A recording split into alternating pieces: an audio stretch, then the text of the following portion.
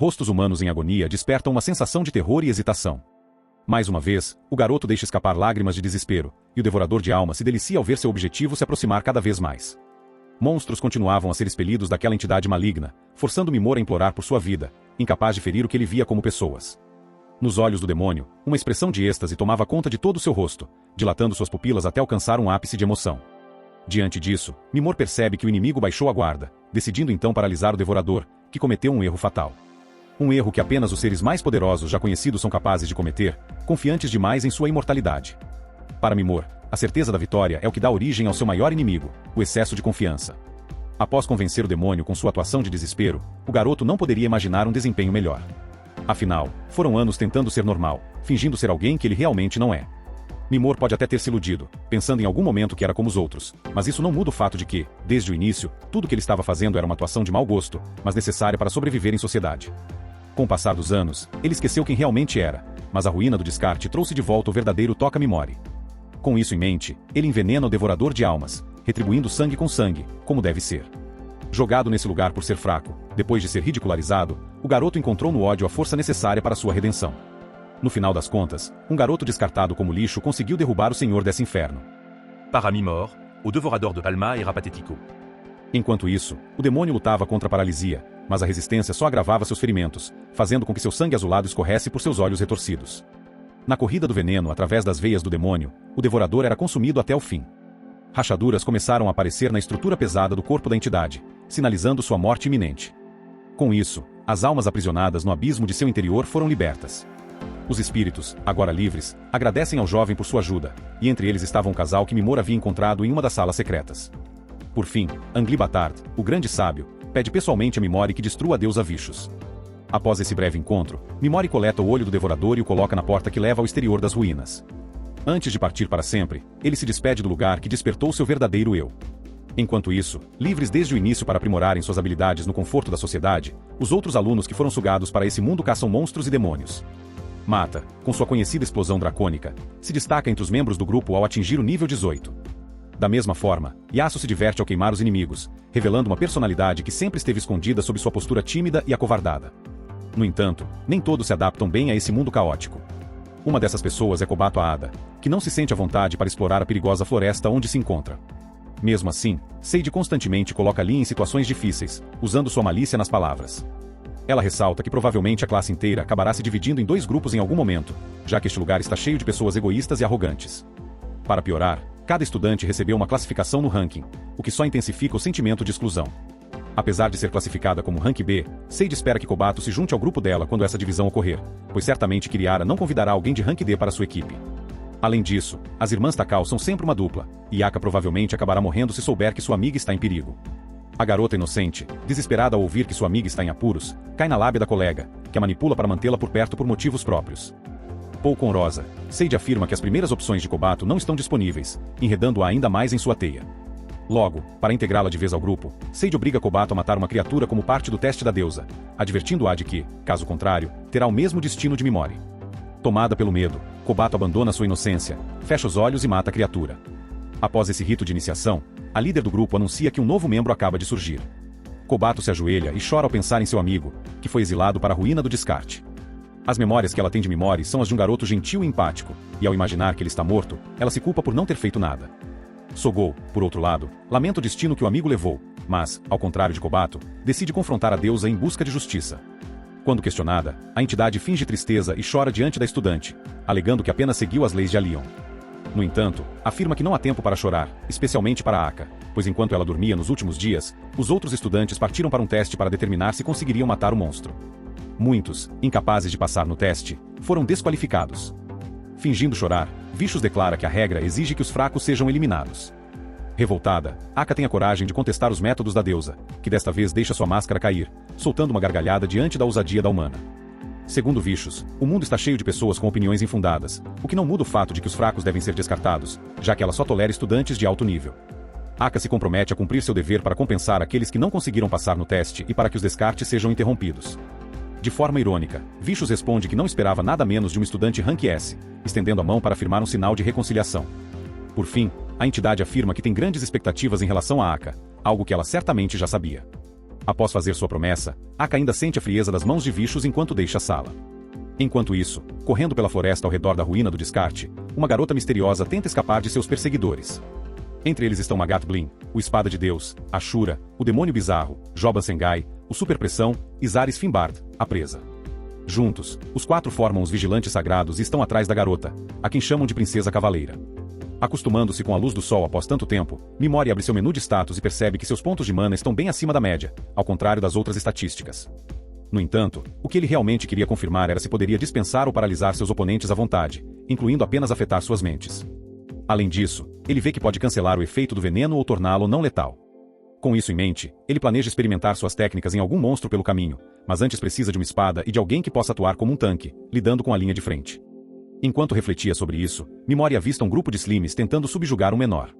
Ele pensa que a pequena criatura não conseguirá lidar com o grupo, mas, para sua surpresa, ela se defende e afasta os atacantes. Nesse momento, o garoto intervém, paralisando e envenenando todos.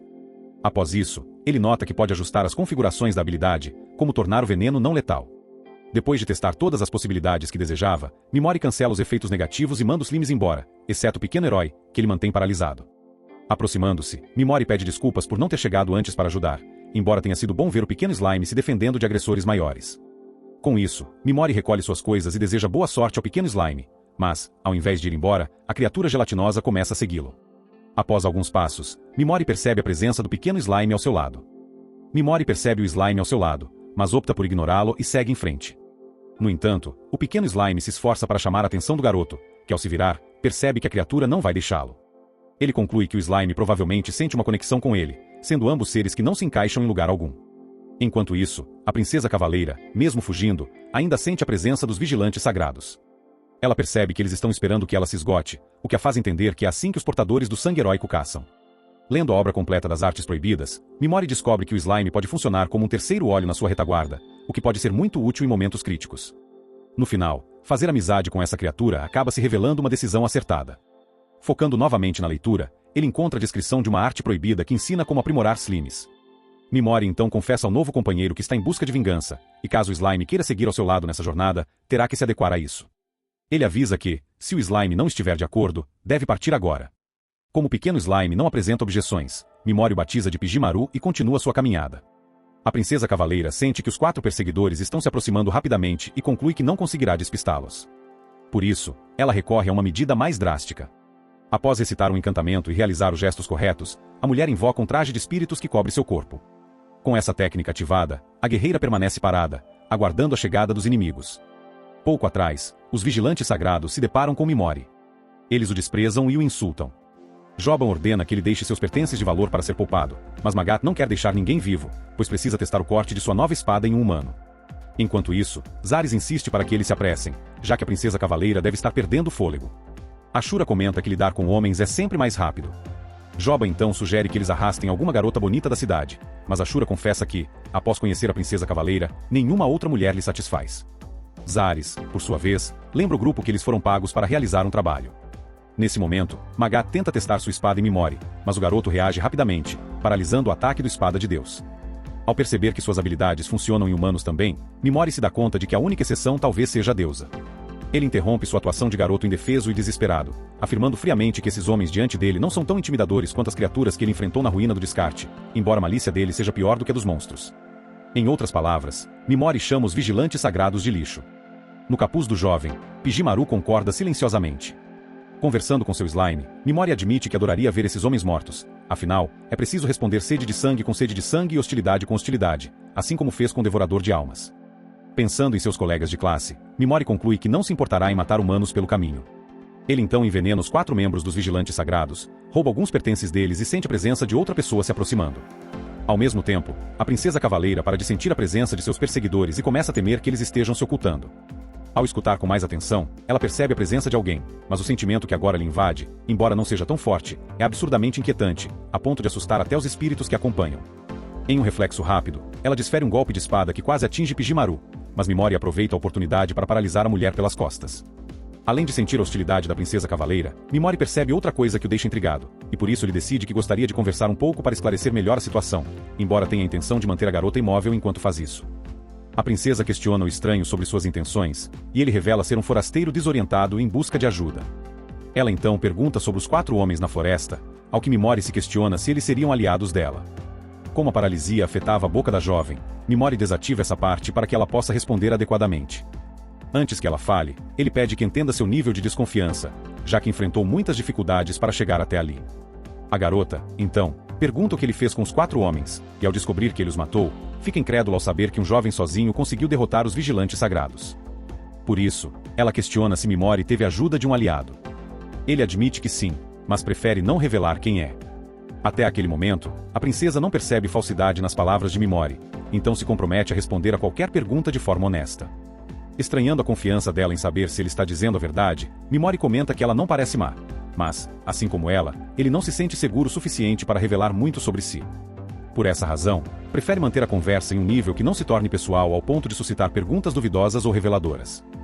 A princesa concorda.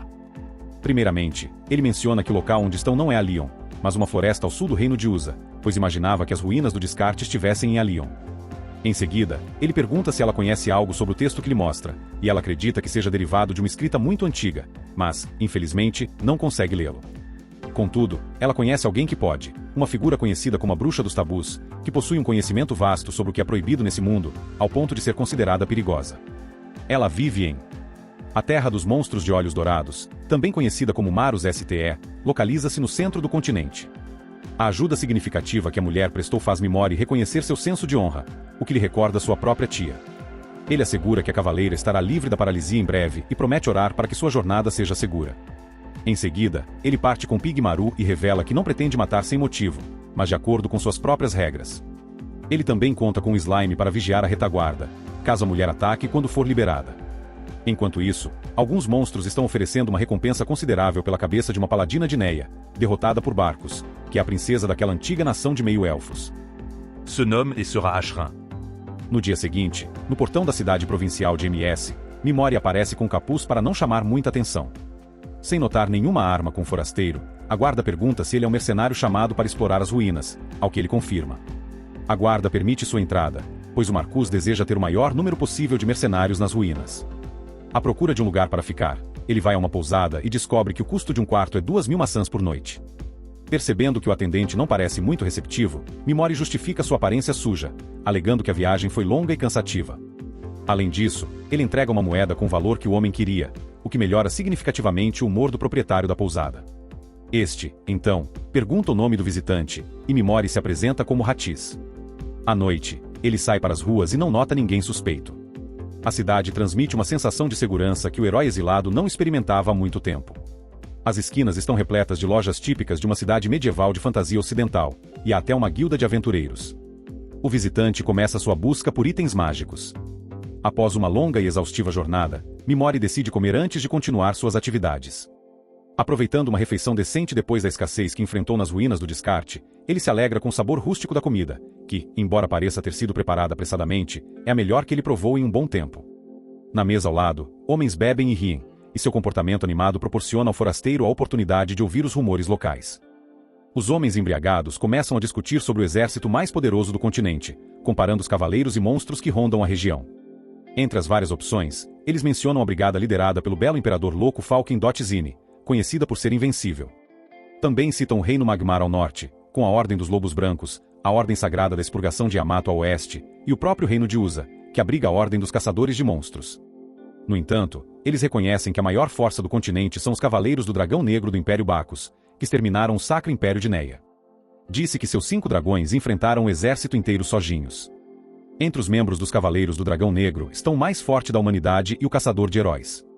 Após ouvir tudo isso, Mimori retorna ao seu quarto e oferece um pouco de comida a Pigmaru.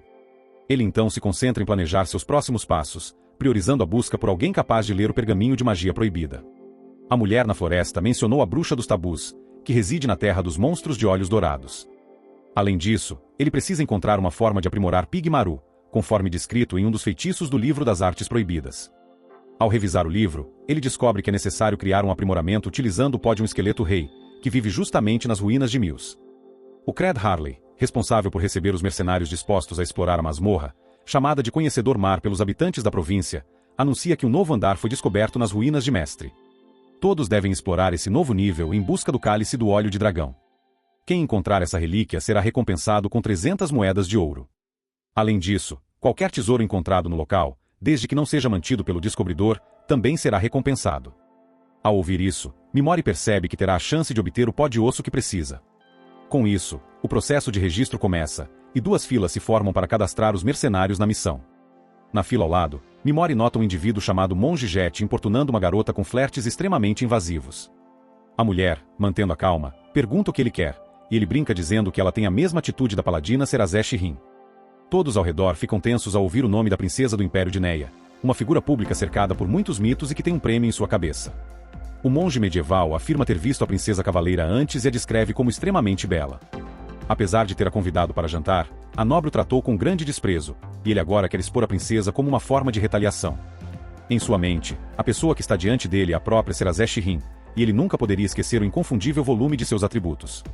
Ela recusa um montante de melancias, afirmando ser um homem. Então, ele puxa o capô dela para revelar suas orelhas de elfo, o que confirmaria sua identidade como princesa. No entanto, ele se surpreende ao ver que as orelhas são completamente humanas. Diante disso, a mulher se apresenta como M. Balkans, deixando o homem constrangido diante de todos por causa do show que fez sem motivo. Após se registrar, Memor procura uma loja para comprar itens necessários para sua expedição. De repente, ao seu lado, está aquela que se apresenta como Misty, com uma determinação inflexível de revelar a comissão de frente, mesmo estando com um manto para ocultar sua identidade. Misty inicia uma conversa com o forasteiro, e ele aconselha ter cuidado, pois sempre há valentões imbecis como o tal monge Drogué. Além disso, ele pretende pagar a mulher para mostrar itens realmente valiosos, pois tem receio de ser enganado pelos comerciantes, já que é um estrangeiro. Precisando de fundos para a viagem, a moça aceita o pagamento. Com o acordo fechado, eles se cumprimentam e repetem seus nomes falsos, sendo que Hatch só enfatiza que são falsos, mas ninguém ali precisa se preocupar com esses detalhes. Em seguida, os dois percorrem a cidade em busca dos itens que o homem precisa. No final da assistência, ele faz um pagamento generoso. A acompanhante, pois, segundo ele, a ajuda dela o fez economizar 3 moedas de prata, o que é muito mais do que Misty esperava. No entanto, a necessidade faz com que ela aceite a recompensa de bom grado. Após isso, ela se prepara para seguir seu caminho, mas quase desmaia por não ter dormido há vários dias. Envergonhada, despede-se do rapaz e se afasta rapidamente. PGM Maru D pergunta o que será feito agora, mesmo sem receber resposta, e Mimori avisa que é hora de partir para as ruínas. Horas depois, durante a expedição, ele ouve gritos de mercenários que encontraram um pequeno demônio boi, uma versão menor do Minotauro, nas ruínas do descarte. Enquanto a fera sobe as escadas, Mimori paralisa. Ele envenena o animal e logo usa sua faca para cortar a pele do bicho, descobrindo que não é tão resistente quanto as criaturas que enfrentou nas ruínas. Ao ouvir passos se aproximando, Mimori se esconde atrás de uma parede. Os mercenários que fugiram chamaram um reforço mais forte para lidar com o demônio boi, mas o homem vê que a criatura já foi morta e, considerando a única ferida de faca, os 3 concluem que essa foi a causa da morte. Enquanto segue seu caminho, Mimori não sente ameaça de nenhum dos monstros que encontra, pois são fracos demais para ele e não oferecem muita experiência. Decidido a avançar para níveis mais difíceis, ele prossegue. Mais adiante, o monge Drogué paga 2 mercenários para fazer a mulher que o desdenhou se arrepender de ter nascido. Consumido pelo ódio, só o fato de saber da existência daquela mulher faz Drogué querer arrancar seus próprios dentes, e ele não encontrará paz até ver aquele rosto arrogante transformado em desespero. Após acabar com a vida dela, pretende transformar seus restos em ração. A descrição foi tão gráfica que até mesmo os executores ficaram assustados, mas eles não se importam com o que acontecerá com ela, desde que possam se divertir primeiro. Nesse momento, Mimori aparece e afirma que os 3 ali não têm salvação. Obviamente, o grupo fica furioso e todos sacam suas armas.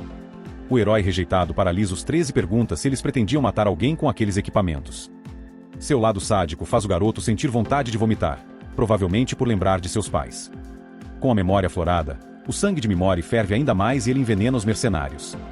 Feito isso, confessa que exterminar parasitas como eles é melhor do que encontrar dinheiro no chão. Sufocando com veneno, Drogué jura que não esquecerá disso.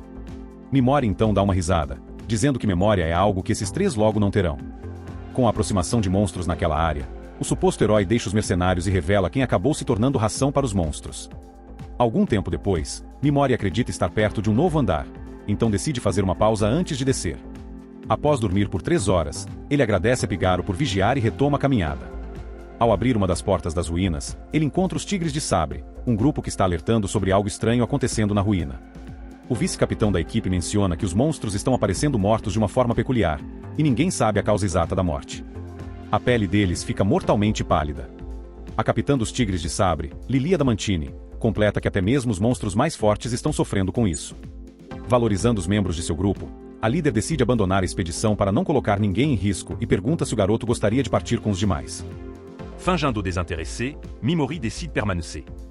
Ele pensa que, se essa notícia se espalhar, será ótimo para ele, pois haverá menos concorrência para conseguir o que veio buscar. Na porta seguinte, ele encontra o cálice do óleo de dragão. Embora não seja exatamente o que ele procurava, é uma boa arma. No entanto, como fã de ficção japonesa, Mimori sabe que a gárgula atrás dele se tornará real assim que ele tocar na relíquia. Então, ele paralisa e envenena o monstro antes que ele possa se manifestar. Feito isso, ele recolhe o artefato e vê o pescoço da fera despencar do corpo. Logo depois, M. Baluca entra na sala, imaginando que seria a primeira a chegar ali. O homem oferece o cálice, já que não era seu objetivo principal. Incrédula, Misty pergunta o que ele deseja em troca e ele responde sarcasticamente que Atiki só trabalha para ver o sorriso no rosto das beldades de mestre. A garota não acredita, então ele para de brincar e revela. Mimori revela que está atrás de um monstro que se encontra no andar mais profundo já explorado dessa ruína, para não ficar com o cálice sem motivo. Misty oferece ajuda e, ao perceber que ela não vai desistir, Mimori aceita, mas com a condição de que não façam perguntas pessoais um ao outro. Lá embaixo, Misty demonstra com sua espada que não será um peso para o herói exilado. Além disso, quando Mimori pergunta sobre o assunto, ela se mostra útil revelando que monstros com olhos dourados fornecem uma quantidade obscena de XP e que são o principal alvo dos heróis, já que matar outras pessoas não concede pontos de experiência a eles. Com isso, Mimori entende por que ficou sem ação ao eliminar os vigilantes sagrados. Segundo Misty, alguns monstros com olhos dourados podem até manter um bom relacionamento com humanos. De acordo com a lenda, o Rei Demônio emite uma energia conhecida como essência do Rei Demônio, e os monstros influenciados por essa energia ficam com os olhos dourados. Pensando nisso, Mimori se lembra da aura dourada em torno de Kiriara Takuto. Ao abrirem a próxima porta, Pigaro dá a entender que quer conhecer a donzela, então o garoto apresenta os dois formalmente. O grupo decide fazer uma pausa para descansar, e assim que Misty se deita, Mimori usa seu feitiço para fazê-la dormir e recuperar um pouco. Com o corpo em repouso, a mulher revela suas orelhas de elfo, confirmando que ela é, de fato, Serazesh R. Enquanto isso, os Cavaleiros do Dragão Negro encontram os vigilantes sagrados mortos, sem sinais de agressão. Silver Clan, o mais forte da humanidade, presume que a princesa cavaleira está envolvida. E aí, galera, se curtiram o vídeo, deixem um like e comentem para incentivar a gente a trazer a continuação desse anime. Valeu, pessoal!